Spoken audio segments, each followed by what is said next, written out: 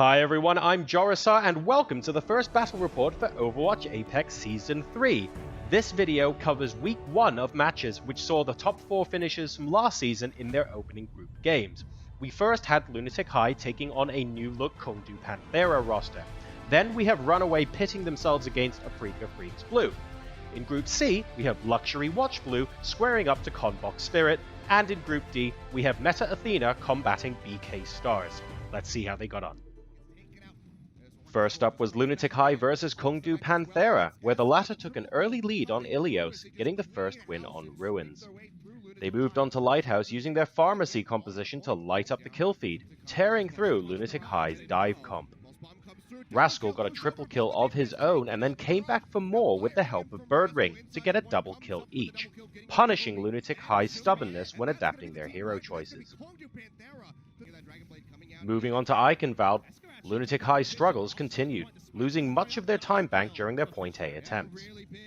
Fisher's performance on Reinhardt was a highlight for the defense, and although Kongdoo didn't mount much of a defense during Ramparts, Luffy showed up big for the team in the final stretch, shutting down Who Are You's deep-diving Nanoblade with a well-placed sleep dart, keeping Lunatic-Hai from capturing the third point. In the second half, Kongdoo quickly claimed point A with the help of a very quickly earned pulse bomb. Who Are You attempted to stymie the progress of the offense with a valuable blade, but Fisher, now on Winston, nullified his efforts and kept the cart moving steadily. Kongdoo Panthera's dive offense forced out early defensive ultimates to survive through the pressure, and in the end, Lunatic-Hai's ult economy just couldn't keep Kongdoo from reaching the marker. On Volskaya, we saw a Sombra on the defensive roster of Panthera. Rascal's quickly earned EMP kept Lunatic-Hai off point A for only so long though, and in the end, it was Zunba's tactical visor that broke open the defense. Kongdoo continued with their triple DPS offense, barely capturing point B in overtime, again with the help of Zunba's tactical visor. Ryu swapped over to the Ana and took position on the high ground as the team swapped sides, and unlike his Zenyatta, he was able to survive without the rest of his team having to peel for him. Between his sleep dart shutting down Winston dives and his self-sustain buying enough time for his DPSs to frag, the final result was a full hold, finally putting Lunatic-Hai on the scoreboard. Map 4 was Dorado, where we saw the triple DPS composition from both teams battle for kills in a true mirror match. The breakout play came from Who Are You's Genji with a very smooth 4K that appeared effortless for the Premier player. The cart was finally stopped when Birdring's Nanoblade found enough value in the final stretch, but Eska returned fire, finally landing a pulse bomb and helping to clean up low HP targets. During Kongdoo Panthera's offensive turn, they struggled to put pressure on Lunatic-Hai's back line until Birdring was able to build up a blade to take the first checkpoint. Rascal continued the momentum, landing a double pulse bomb kill that took out both of Lunatic-Hai's support players. However, once Ryu swapped back over to Ana, Lunatic-Hai held the last phase and tied up the series 2-2. The final map was King's Row, with Lunatic-Hai starting out on offense, punishing an overextending Rascal who was aggressively pushing forward to try and chase kills with his tactical visor. The pace was slow, steady, and uneventful once the cart got moving, all the way to the final point goal. In the second half, Kongdoo opted for an odd Widow Mercy offensive formation that worked out for them on the point A capture. They continued to adapt, changing to a pharmacy for the streets phase, but got cut down by a fancy mid-air blade by none other than Who Are You. With time dwindling, Fisher's Earthshatter gave Kongdoo the opportunity to close out the round, but they couldn't get the cart all the way home once Toby sent Fisher plummeting to his death with a boop that finalized an impressive reverse sweep from the defending champions. Our next match was RunAway versus Afreeca Freecs Blue. The Afreeca Freecs easily captured the first point on Ilios, and had no issues with full holding, as well as preventing RunAway getting to any overtime. Lighthouse didn't go much better for RunAway either. Their pharmacy composition couldn't find value even with the barrage, with a well-timed Transcendence from Lucid negating the rocket damage. Despite getting some percentage built up, RunAway never truly looked stable in our first map, which went to Afreeca Freecs. Mirage had better luck as Farah on Numbani's offense, getting a double kill, but Freecs' 2-2-2 defense proved more resilient than the RunAway roster expected, turning fights from disadvantage to defensive holds, with no real answer from the offense. Once the cart got moving, it didn't go far either, and time ran out when Arhan's unexpectedly impressive Tracer landed a double kill pulse bomb to halt the cart permanently with just over 60 meters progress. In the second half, Freecs Blue had no issues claiming point A immediately, and with over 5 minutes in the bank, it took a single wave of ultimates to win a team fight to take map 2 as well. A substitute came in for RunAway on Volskaya, putting Kaiser back into play and taking Bumper out. With the map underway, Haksal aided his team in the point A capture, but fell victim to Lucid Sleep Dart, stalling the offensive momentum. Things continued to look promising for RunAway on point B, until IDK's sound barrier gave Freecs enough time to regroup and repel the invaders, forcing a massive time bank burn from RunAway, who impressively still got point B very late in the round. During their offensive attempt, Runner played a total of 3 different support heroes. If their offense was considered sluggish, then their defense was DOA. RunAway put up no contest on point A, and lost point B as well in under a minute. In one of the fastest 2 CP halves ever, Freecs set themselves up for a second round with a massive advantage. RunAway only had 50 seconds in their bank and came up with 0% progress on point A. And since the game wasn't played on the current patch, Freecs simply needed any percentage of capture to win.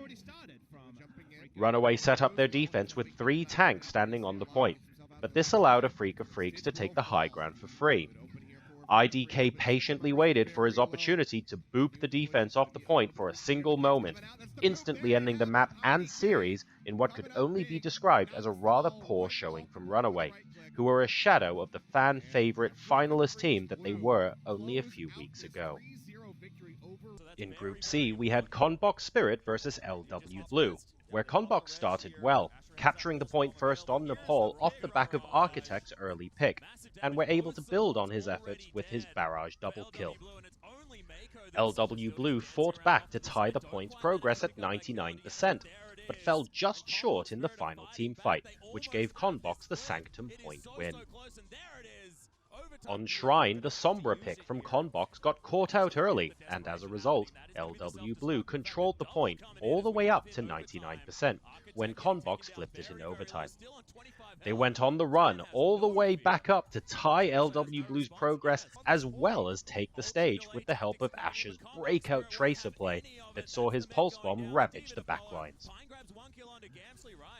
On Numbani, LW Blue's offensive half fell flat for the majority of their time bank, until combined multi-kills from Sabyolbi and Meko tilted the momentum in their favor.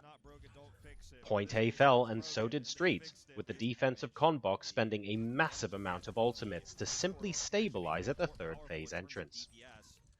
Sabyolbi was unfazed by the defensive show of strength, and found himself a triple kill, helping his team get a final result just shy of the third point. After they swapped sides, Conbox too struggled initially to get point A, but after squeezing through, they worked their way through Streets quickly, only to be held short from matching LW Blue's cart marker in the final phase, tying our series at 1-1. Teams at Apex continued to show their tricks off to the public, this time with Janice on Volskaya showing us a cheeky strategy that allowed his Winston to deal back-to-back jet jump damage to apply massive pressure to the attacking Conbox back lines. LW Blue couldn't hold on to point A forever though, and regrouped at point B, putting up a defense that was threatened a couple of times, but stood tall, denying a capture with great help from Sabyolbi's Tracer fragging out and Luna's perfectly timed Transcendence ultimates that kept his team in the fight during critical moments. LW Blue, hot off a successful defense, hit Conbox hard in the opening moments of the second half, capturing point A effortlessly. Twilight on the Sombra was able to stymie the snowball attempt, but due to so little progress made on point B in the first half, all it took was Pine's Dragon Blade and some well-placed shurikens to take the map for LW Blue. Our fourth map put LW Blue on Gibraltar defense first, and they chose to put Pine on Widowmaker in what would become one of the best decisions of the tournament to date. Pine had no issues finding the first snipe, and was so effective Conbox resorted to their own Widow to try and win the sniper battle. That too went Pine's way when he successfully counter-sniped, then went on a killing spree that left Conbox answerless and unable to even reach the first checkpoint. LW Blue decided not to try and fix something that wasn't broken, and put Pine on the Widowmaker again, this time on offense. Conbox still couldn't decipher his line of sight, and Pine went off again, giving his team the only pick they needed to reach the short marker set for them, ending the series 3-1. Group D saw Meta Athena take on BK Stars, where Meta started off with the first capture on Nepal, despite Bunny fragging out for 3 kills. BK Stars got on the board themselves late into the round, and as the point flipped back and forth, the teams decided the fate of the first submap with a 99% overtime teamfight that had Meta walking away with the first stage. BK Stars bounced back strong with the first cap on Sanctum, and they never let go of the point after that. Definitive teamfight after teamfight was won with great performances from Burner and Alarm as Zarya and Ana side by side to tie 1-1. Our deciding submap again saw both teams at 99%, where Alarm clutched it, this time as Zenyatta, shutting down the Nanoblade from BK Stars and taking the first map. Starting off on offense, BK Stars on Hollywood rolled through Point A and pushed deep into the respawners, keeping them from mounting any defense during Westworld. Meta were then able to burn down the time bank during the final phase, but could not keep BK Stars from eventually capturing their third point. BK struggled on their own defense, giving up Point A quickly, but forced Meta to completely overhaul their composition for the Streets phase, eventually settling on a pharmacy. The work done for Meta Athena was by Hoon, landing a huge Diva bomb netting 3 kills. BK Stars were unable to stop the cart from barreling all the way through afterwards, sending the map into a second round. Meta were back on the offense for the second time, and tore through the defense with Sire Player's Tracer. They were unstoppable in a constant state of overtime, moving not only through the second leg of the map, but partway through the third as well, before they were finally halted by Carpe's Dragonblade triple kill. With a near impossible task ahead of them, BK Stars started their second offensive turn against Meta's Torbjorn, Reinhardt and Orisa set up in a corner guarding the point. They managed to capture Point A, but the progress was just too far to be matched, and the overtime clock ran dry when Hoon's Graviton prevented any BK members from touching the cart. After the Marathon payload map, BK Stars still had enough energy in the tanks to rapidly capture Point A on Anubis with their pharmacy, but were forced to spend the entirety of their remaining time bank to capture the second point in overtime after Meta's defensive DPS turned the tide of teamfights repeatedly. The Widow vs Widow trend of the day continued in the second half, when Sire Player put on an absolute clinic on the Point A assault, picking off the opposite Widow first, then going on a rampage to kill 3 more. Carpe was the star on the defense for BK, getting 2 separate triple kills during teamfights to hold off Meta Athena and finally get BK Stars on the scoreboard with a map win. Meta's offense was slow and steady to start Dorado off, working their way through Checkpoint 1, with Sire Player's McCree being the only real standout performer, taking them all the way to the entrance room of the power plant. They were unable to progress all the way to the end, despite a big resurrect in the overtime teamfight, which was well defended by BK Stars. Now on the defense, Sire Player continued to find kills, putting BK Stars on the brink of not even reaching the first checkpoint, until Carpe's Nanoblade finally broke the Meta Athena defense. With the momentum now on their side, BK Stars continued to push through the second leg as well. With the goal marker to force a map 5 in sight, the tanks from Meta held off the attackers during the final teamfight, keeping the cart contested and immobile, allowing Meta Athena to take their third map point and the series by a scoreline of 3-1. So that wraps up Week 1, with 3 out of 4 Season 2 semi-finalists taking victories, and RunAway, last season's dream team, taking a bit of a hit. If you've enjoyed the videos, don't forget to subscribe by clicking here, and to watch the next video, click here. Thank you for your comments and your likes on the video, and I'll see you for the next one. Take care.